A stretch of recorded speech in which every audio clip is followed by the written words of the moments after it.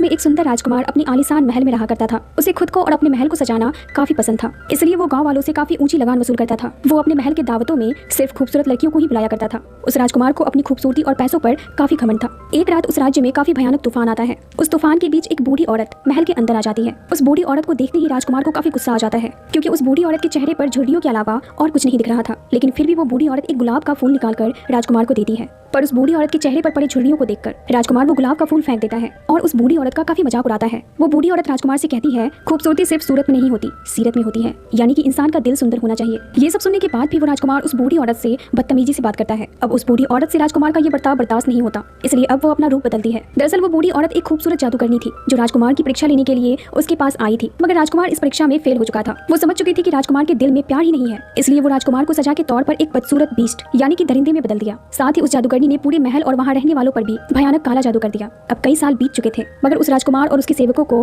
किसी ने याद नहीं किया, क्योंकि उस जादूगरनी के जादू के कारण सभी लोग उन्हें भूल चुके थे। उस जादूगरनी ने राजकुमार को जो गुलाब दिया था वो एक जादुई गुलाब था। अगर उस गुलाब के आखिरी पंखुड़ी गिरने से पहले राजकुमार प्यार करना सीख जाए और बदले में कोई उसे भी प्यार करे, तो राजकुमार और उसके सेवकों पर किए गए जादू का असर खत्म हो जाएगा। और अगर ऐसा ना हुआ तो राजकुमार हमेशा के लिए एक शैतान बनकर रह जाएगा। अब हमें उस महल के पास के ही एक गाँव में बेल नाम की एक लड़की को दिखाया जाता है जो काफी खूबसूरत थी। बेल को किताबें पढ़ना काफी पसंद था, खासकर लव स्टोरी। बेल के डैड घड़ी ठीक करने का काम करते थे और वो अपनी बेटी से बहुत प्यार करते थे। उस गांव में गैस्टोन नाम का एक लड़का रहता था जो बेल को काफी पसंद करता था और उससे शादी भी करना चाहता था, मगर बेल उसे भाव नहीं देती थी, क्योंकि गैस्टोन काफी घमंडी था। वो खुद के सामने किसी की कोई अहमियत नहीं समझता था। अब एक दिन बेल के डैड शहर जा रहे थे। वो बेल से पूछते हैं, तुम्हें क्या चाहिए? बेल कहती है, मुझे एक गुलाब का फूल चाहिए। बेल के डैड कहते हैं, ठीक है, फिर हम कल मिलते हैं। अब बेल के डैड जंगलों के रास्ते से होते हुए शहर की ओर जा ही रहे होते हैं कि अचानक आसमान से बिजली गिरती है और आगे का रास्ता बंद हो जाता है। इसलिए अब वो दूसरे रास्ते से आगे बढ़ने की कोशिश करते हैं, लेकिन उस रास्ते पर उनका सामना खौफनाक भेड़ियों से होता है जो खून के प्यासे थे। उन खौफनाक भेड़ियों से अपनी जान बचाते हुए वो उस राजकुमार के महल के अंदर चले जाते हैं जिसे सालों पहले उस जादूगरनी ने एक दरिंदा बनने का श्राप दिया था। अब जैसे ही बेल के डैड उस महल के अंदर जाते हैं, वो देखते हैं कि महल अंदर से काफी खूबसूरत है और ऐसा लग रहा होता है कि महल के अंदर कोई रहता है, पर उन्हें कोई दिखाई नहीं देता। वो देखते हैं कि डाइनिंग टेबल पर कैंडल्स जल रहे हैं और वहाँ पर काफी सारा खाना भी रखा हुआ है। इतना सारा टेस्टी खाना देखकर बेल के डैड खुद को रोक नहीं पाते और खाना निकाल कर खाने लगते हैं। लेकिन तभी उनके सामने रखा हुआ एक कप बच्चे की आवाज में उनसे बात करने लगता है।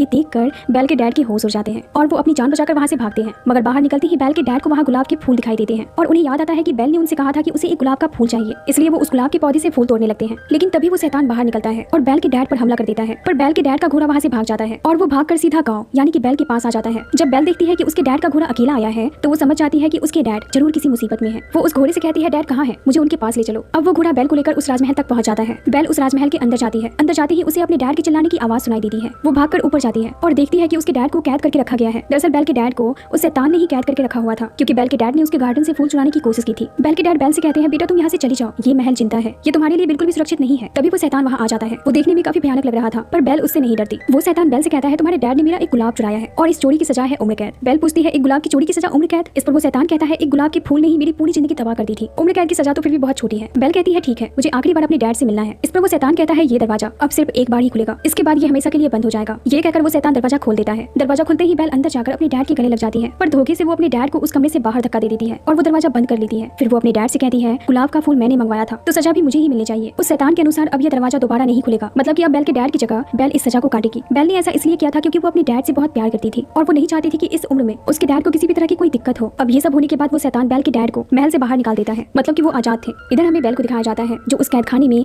अकेले बैठी हुई थी। तभी उसके पास कैंडल स्टैंड और एक घड़ी आता है। वो दोनों बेल से बात करने लगते हैं। ये देखकर बेल के होश उड़ जाते हैं कि ये सब क्या है। दरअसल उस राजमहल में जितने भी वर्कर्स काम किया करते थे, उस जादूगरनी के श्राप के कारण सबके सब किसी न किसी सामान में बदल गए थे, पर वो बात कर सकते थे और हर वो काम कर सकते थे जो एक इंसान कर सकते हैं। वो दोनों बेल को उस कैदखाने से बाहर निकालते हैं और कहते हैं कि चलिए हम आपको आपके कमरे तक ले चलते हैं। दरअसल इन सभी को ऐसा लग रहा होता है कि बेल ही वो लड़की है जो इन्हें उस श्राप से मुक्त करा सकती है, राजकुमार से प्यार करके। पर ये कितना पॉसिबल है ये हम आगे देखते हैं। वो दोनों बेल को लेकर एक खूबसूरत कमरे में जाते हैं। वो कमरा काफी खूबसूरत था। अब जब उस शैतान को पता चलता है कि बेल को एक कमरा दिया गया है तो वो उस कैंडल और घड़ी पर काफी गुस्सा करता है। कैंडल स्टैंड कहता है, राजकुमार हो सकता है कि ये लड़की ही जादू का असर खत्म कर दे, क्योंकि हम हर रोज बेजान होते जा रहे हैं। वो शैतान कहता है वो लड़की एक चोर की बेटी है। इस पर टी पॉट कहती है कि जरूरी नहीं है कि जैसा बाप हो बेटी भी वैसी ही हो, आपको कोशिश करनी चाहिए। सबके काफी रिक्वेस्ट करने पर वो शैतान मान जाता है, क्योंकि उस राजमहल की आज जो भी हालत थी वो उस राजकुमार के कारण ही थी। अब वो शैतान बेल के पास जाता है और दरवाजे के बाहर से बेल से कहता है कि तुम मेरे साथ खाना खाओगी। ये सुनते ही बेल कहती है, क्या तुम पागल हो? पहले तुमने मेरे डैड को कैद किया, उसके बाद मुझे, और अब तुम मेरे साथ खाना खाना चाहते हो? मैं मरना पसंद करूंगी मगर तुम्हारे साथ खाना नहीं खाऊंगी। ये सुनते ही वो शैतान काफी गुस्सा हो जाता है। वो कहता है, ठीक है, तुम्हारा ये शौक भी पूरा कर देता हूँ, अब तुम भूखी ही मरोगी। ये कहकर वो शैतान वहाँ से चला जाता है। वो शैतान जाता है महल के पश्चिमी हिस्से में, जहाँ पर वही गुलाब का फूल रखा हुआ था जो उस जादूगरनी ने राजकुमार को दिया था। वो वो शैतान देखता है कि उस गुलाब से एक पंखुड़ी फिर से टूटकर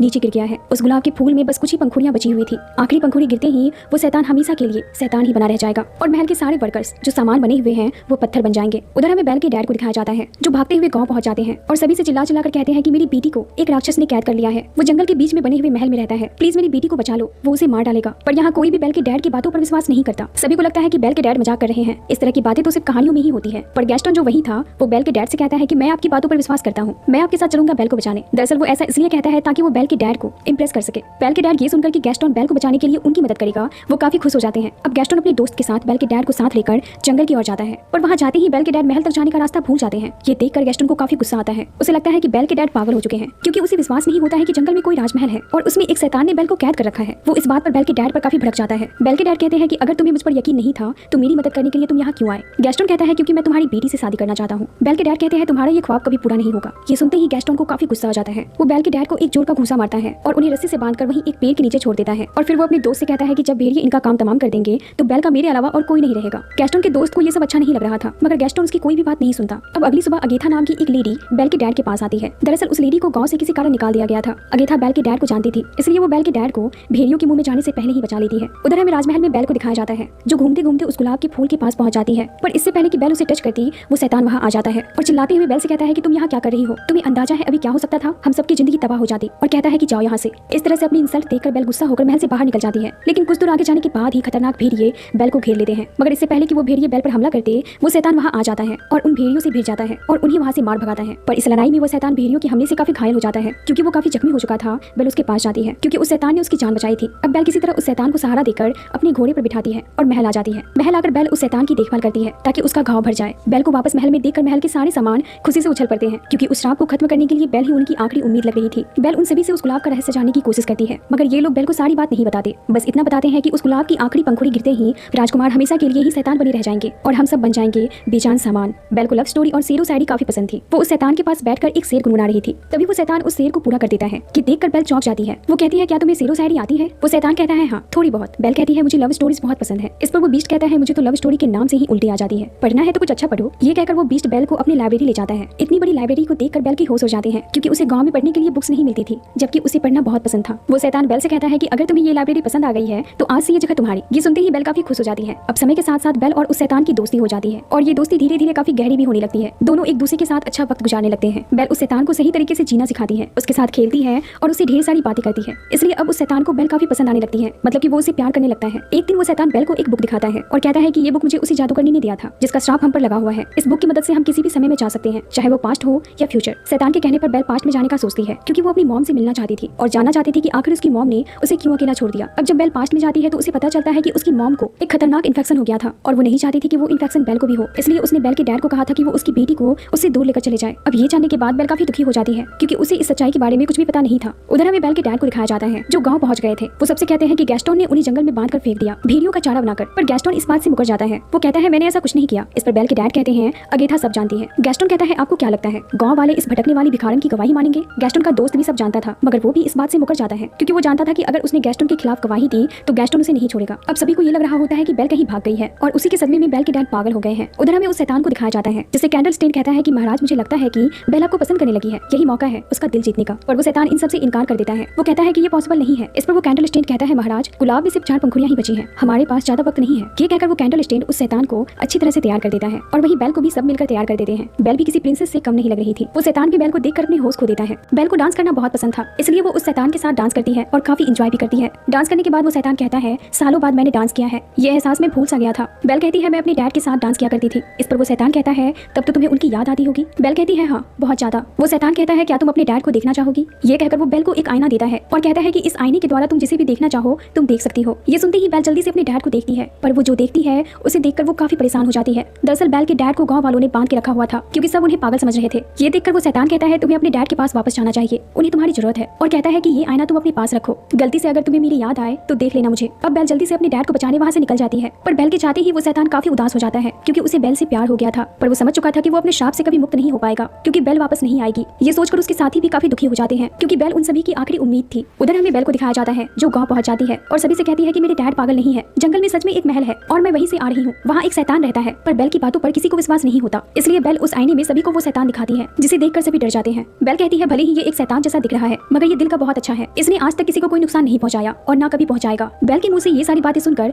गैस्टोन को जलन होने लगती है। वो समझ जाता है कि बेल उस शैतान को पसंद करने लगी है, इसलिए अब गैस्टोन गांव वालों को भड़काने लगता है। वो कहता है उस शैतान ने बेल पर भी काला जादू कर दिया है, ये भी अपनी डैड की तरह पागलों जैसी बात कर रही है, इसलिए इसे भी इसके डैड के साथ कैद कर दो। इसके बाद गैस्टोन गांव वालों को उस शैतान के खिलाफ करने लगता है। वो कहता है हमें महल जाकर उस शैतान को खत्म कर देना चाहिए, इससे पहले कि वो हम सब पर हमला करके हमें मार डाले। गैस्टोन की बात सुनकर गांव वाले काफी डर जाते हैं और अब गांव वाले अपने हाथों में मसाल लेकर उस महल की ओर चल पड़ते हैं। महल पहुंचकर सभी गांव वाले महल के अंदर तोड़फोड़ करने लगते हैं, लेकिन वो ये देखकर हैरान हो जाते हैं कि महल की जितनी भी चीजें हैं वो इंसान की तरह बोल रहे हैं और उन पर हमला भी कर रहे हैं। ये देखकर सभी गांव वाले अपनी जान बचाकर वहां से भाग जाते हैं। उधर हमें उस शैतान को दिखाया जाता है जो काफी उदास था क्योंकि वो काफी अकेला हो गया था बेल के उसकी जिंदगी से चले जाने से। तभी वहां पर गैस्टोन आ जाता है। वो शैतान से कहता है कि तुम्हारी हालत देखकर लग रहा है कि तुम बेल से प्यार करते हो, तुमने ये सोचा भी कैसे कि वो तुमसे प्यार करेगी? उसने मुझे तुम्हें मारने के लिए यहाँ भेजा है। ये कहकर वो शैतान पर गोली चला देता है। गोली लगते ही वो शैतान नीचे गिर जाता है। अब इससे पहले कि गैस्टोन उस शैतान पर दूसरी गोली चलाकर उसे मार डालता तभी वहां पर बेल आ जाती है और गैस्टोन से उसकी बंदूक लेने की कोशिश करती है। इसी दौरान गैस्टोन की बंदूक नीचे गिर जाती है। बेल को वहां देखकर वो शैतान काफी खुश हो जाता है। बेल उसे कहती है कि मैंने गांव वालों को रोकने की बहुत कोशिश की मगर मैं नहीं रोक पाई। बेल को वहां देखकर उस शैतान के अंदर काफी हिम्मत आ जाती है, इसलिए अब वो गैस्टोन के पास जाता है और उसे अपने एक हाथ से उठाकर महल के किनारे लटका देता है। अपनी मौत को नजदीक देखकर गैस्टोन डर के मारे चिल्लाने लगता है। वो शैतान से कहता है कि प्लीज मुझे छोड़ना मत, तुम जो बोलोगे मैं वो करूंगा। वो शैतान भी उसे मारना नहीं चाहता था, इसलिए वो गैस्टोन को छोड़ देता है। इसके बाद वो शैतान बेल के पास जाता है पर तभी पीछे से मौके का फायदा उठाकर